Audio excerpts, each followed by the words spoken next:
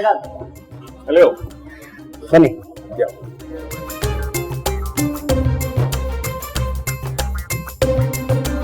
ಏನಾರು ಹೇಳ್ದ ಅಂತ ಸಿಕ್ಕಿದ್ದೆಲ್ಲ ಮಾತಾ ಕೂತಿದೆಯಲ್ಲ, ಈಗ ಏನ್ ಮಾಡ್ತೀಯಾ? 10 ನಿಮಿಷ ಮುಂಚೆನೆ ಹೊರಡ್ಬೇಕು ತಾನೆ. ಎಷ್ಟು ಕರೆಕ್ಟ್ ಆಗಿ 7 ಗಂಟೆ ಅಂದ್ರೆ 7 ಗಂಟೆಗೆ ಗಡಿಯಾರ ತಲೆ ಮೇಲೆ ಹೊಡೆದಾಗೆ ಬಂದಿದ್ದಾನೆ. ಟೈಮ್ ಅಂದ್ರೆ ಟೈಮ್ ಒಂದು ಇಲ್ಲ. ನಿನ್ನ ನೋಡಿದ್ರೆ ಏನೇ ಮಾಡ್ತೀಯಾ? ಅವನು ಹೇಳೋಗೆ ನೀನ್ ಟೀಚರ್ ಹಾಕೋಣ ಕಣ್ ತಪ್ಸಿ ಈಗ ಹೇಗೆ ಎಸ್ಕೇಪ್ ಆಗ್ತೀವಿ ನೋಡು ಮೊದ್ಲು.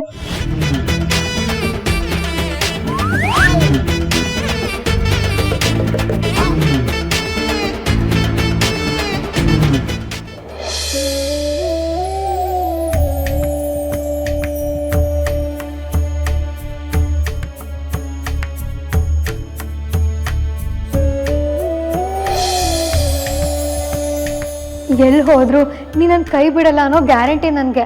ಆದ್ರೆ ಮತ್ತೆ ಈಗ್ಲೂ ನೀನೇ ನನ್ ಕೈ ಹಿಡಿಬೇಕು. ಒಂದು ಸೇಫ್ ದಾರಿ ತೋರ್ಸು ಬಜರಂಗಿ. ಇಲ್ಲ ಅಂದ್ರೆ ಹೆವಿ ಮಿಸ್ಅಂಡರ್ಸ್ಟ್ಯಾಂಡಿಂಗ್ ಆಗೋಗುತ್ತೆ, ಇಮೇಜ್ ಹಾಳಾಗೋಗುತ್ತೆ.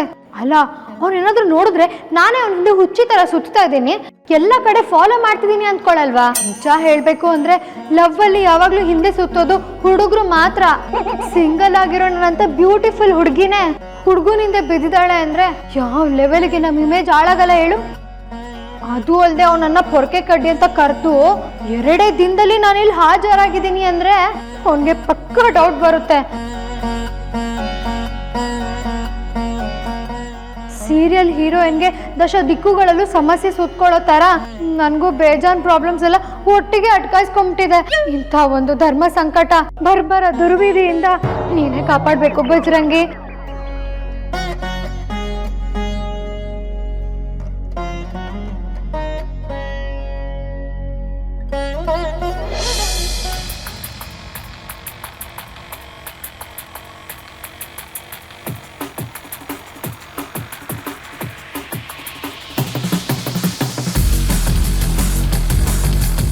ನೀನಿಷ್ಟು ಫಾಸ್ಟ್ ಆಗಿ ರೆಸ್ಪಾನ್ಸ್ ಮಾಡೋದಕ್ಕೇನೆ ನಂಗೆ ನೀನಂದ್ರೆ ಪ್ರಾಣ.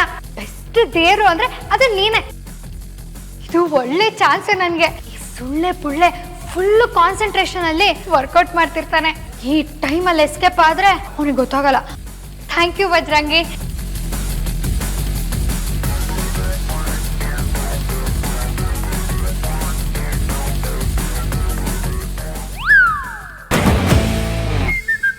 ಅಮೂಲ್ಯನ ನಾನು ಅವಳು ಇಲ್ಲೇನ್ ಮಾಡ್ತಾಳೆ? ಇದ್ರು ಹೀಗೆ ಯಾಕೆ ಕೊಡೋಗ್ತಾಳೆ? ಅವಳು ಇಲ್ಲಿಗೆ ಬರೋದಕ್ಕೆ ಚಾನ್ಸೇ ಇಲ್ಲ. ಅವಳಿಗೆ ಬರಲ್ಲ ಅಂತ ನನಗೆ ಕನ್ಫರ್ಮ್ ಆಗಿ ಗೊತ್ತಿದ್ರು ಅವಳು ಪಾಸ್ ಆದಾಗ ಯಾಕೆ ಫೀಲ್ ಆಯಿತು? ನಾನು ಯಾವ ಕಡೆನೂ ಡೈವರ್ಟ್ ಆಗಬಾರ್ದು. ನನ್ನ ಕಾನ್ಸಂಟ್ರೇಷನ್ ಏನಿದ್ರು ವಿಕ್ರಾಂತ್ ಮದುವೆ ಮೇಲೆ ಇರಬೇಕು. ಇನ್ನು 2 ದಿನದಲ್ಲಿ ಮದುವೆ ಅದಾದ್ಮೇಲೆ ನಾನು ರಿಲ್ಯಾಕ್ಸ್ ಆಗ್ತೀನಿ. ಇರಿಟೇಷನ್ ಎಲ್ಲ ಕ್ಲಿಯರ್ ಆಗುತ್ತೆ.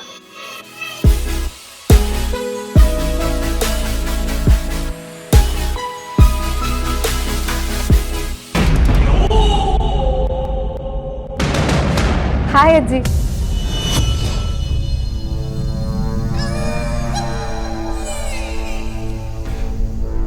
ಬೆಳಗ್ಗೆ ನೀನೇನೇ ಮಾಡ್ತಾ ಇದೀಯಾ ಇಲ್ಲಿ?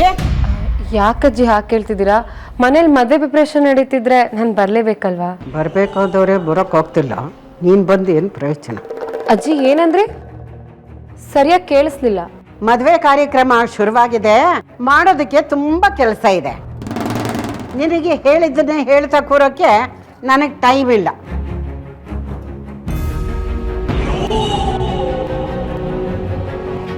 ಬರ್ತಾನೆ ಗ್ರ್ಯಾಂಡ್ ವೆಲ್ಕಮ್ ಸಿಗುತ್ತೆ ಅಂತ ಎಕ್ಸ್ಪೆಕ್ಟ್ ಮಾಡಿದ್ರೆ ಫ್ಲಾಪ್ ಶೋ ಆಗೋಯ್ತು. ಒಂದು ಲೆವೆಲ್ಗೆ ಅವಮಾನನೇ. ಛೇ,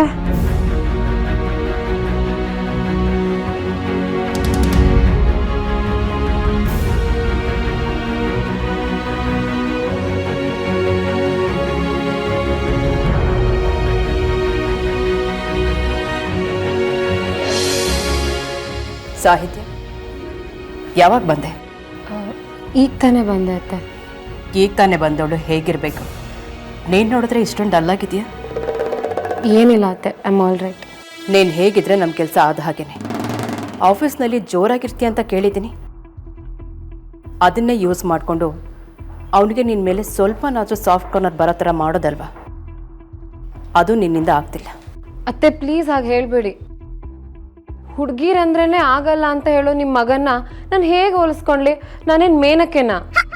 ನೀನು ಮೇನಕ್ಕೆ ಅಲ್ಲದೆ ಇರ್ಬೋದು, ಆ ಅಮೂಲ್ಯನು ಏನು ಮೇನಕೆ ಅಲ್ವಲ್ಲ. ಆದರೂ ಯಾಕೆ ಇವನು ಅವಳು ಹಿಂದೆನೇ ಹೋಗ್ತಾನೆ?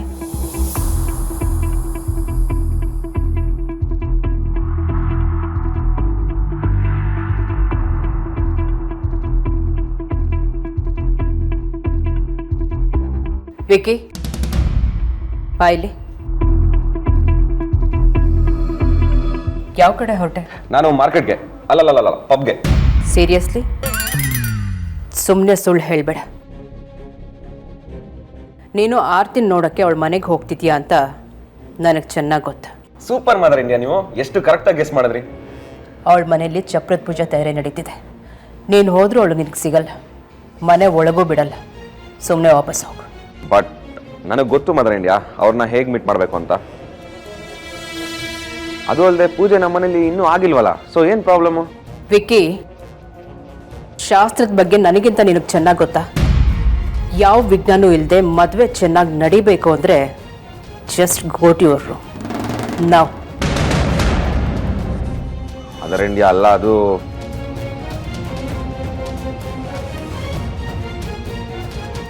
ಛೇ, ಯಾರನ್ನ ಸುಧಾರಿಸ್ಬೇಕು ಅಂತಾನೆ ಗೊತ್ತಾಗ್ತಿಲ್ಲ.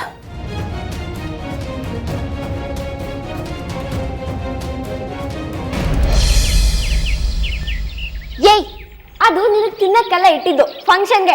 ಏಯ್, ಸುಮ್ಮನೆ ಕುತ್ಕೊಳ್ಳಿ. ಅವಳು ಡೌರಾಣಿ.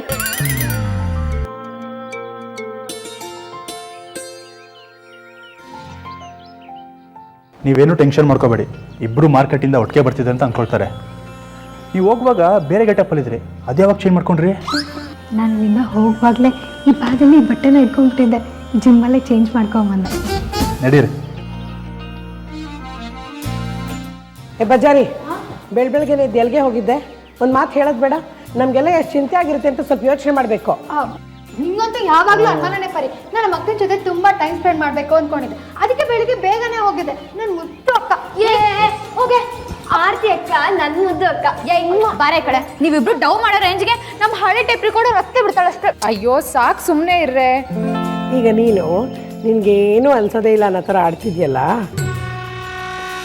ಆರ್ತಿ ಮದುವೆಯಾಗಿ ಹೋಗುವಾಗ ಎಲ್ಲರಿಗಿಂತ ಜೋರಾಗಿ ಅಳವಳು ನೀನೇ ಆಗಿರ್ತೀಯ ನೋಡು. ಅಯ್ಯೋ ಸುಮ್ಮನೆ ಇರಮ್ಮ, ಅಂತ ಸೀನೇ ಇಲ್ಲ.